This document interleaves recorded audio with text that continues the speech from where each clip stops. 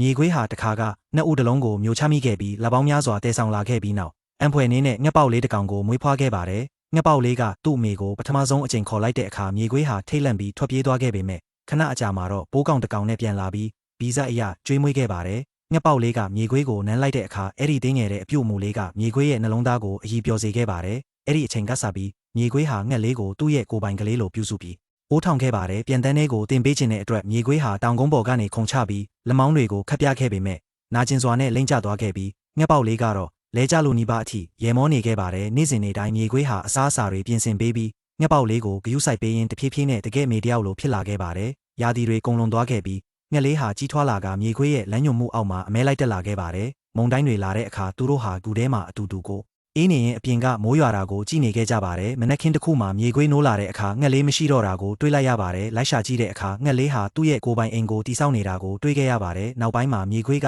ငှက်လေးကိုဝက်ဝံရဲ့ငါးကန်စီအစာရှာဖို့ခေါ်သွားတဲ့အခါဝက်ဝံကသူတို့ကိုမြင်သွားခဲ့ပါတယ်မြေခွေးဟာထွက်ပြေးခဲ့ပေမဲ့သူ့ရဲ့အားနည်းတဲ့ခန္ဓာကိုယ်ကမလွတ်မြောက်နိုင်ခဲ့ပါဘူးဝက်ဝံကနီးကပ်လာတဲ့အချိန်မှာပဲငှက်လေးကပြန်ဆင်းလာပြီးမြေခွေးကိုလေထဲကိုမယူသွားခဲ့ပါတယ်ဝက်ဝံတွေကတော့ရှေ့မှာ6ကန်းပါရှိနေလို့လွတ်เสียမရှိဘူးဆိုတာသိပြီးပြုံးနေခဲ့ကြပါတယ်ငှက်လေးဟာမြေခွေးကိုမြဲမြဲစုပ်ကင်ပြီးဘေးကင်းရာကိုမတင်ဖို့စူးစမ်းခဲ့ပေမဲ့သူကတင်းငယ်လုံးပြီးအလေးချိန်ကများလွန်းနေခဲ့ပါတယ်ဒါကိုမြင်တဲ့အခါမြေခွေးဟာသူကငှက်လေးကိုဆွဲချနေမိပြီဆိုတာသဘောပေါက်သွားခဲ့ပါတယ်သူဟာလက်လွတ်လိုက်ပြီးဟင်းလင်းပြင်ထဲကိုပြုတ်ကျသွားခဲ့ပေမဲ့နောက်ဆုံးမိနစ်မှာတော့တမာတဲ့ခြေသေးတွေနဲ့အဖမ်းခံလိုက်ရပါတယ်အသက်ဘေးကလွတ်မြောက်သွားတဲ့မြေခွေးဟာအခုတော့အပြည့်အဝကြီးထိုးအားလာတဲ့ငှက်ကြီးကိုရင်ဆိုင်ရင်ခွဲခွာရမယ့်အချိန်ရောက်ပြီဆိုတာသိလိုက်ရလို့ဝမ်းသာတာထက်ဝမ်းနည်းမှုကိုပိုခံစားခဲ့ရပါတယ်ကျေးဇူးဆက်တဲ့အနေနဲ့ငှက်လေးရဲ့တကယ်အမေကငါးတကောင်ယူလာပြီးမြေခွေးရှေ့မှာချပေးခဲ့ပါတယ်မထွက်ခွာခင်မှာငှက်လေးဟာမြေခွေးရဲ့မျက်နှာကိုနောက်ဆုံးအချိန်နမ်းခဲ့ပါတယ်သူငယ်ငယ်တုန်းကလိုပါပဲပြီးတော့သူ့ရဲ့တကယ်အမေနောက်ကိုလိုက်ပြီးတောအုပ်ထဲကနေထွက်ခွာသွားခဲ့ပါတယ်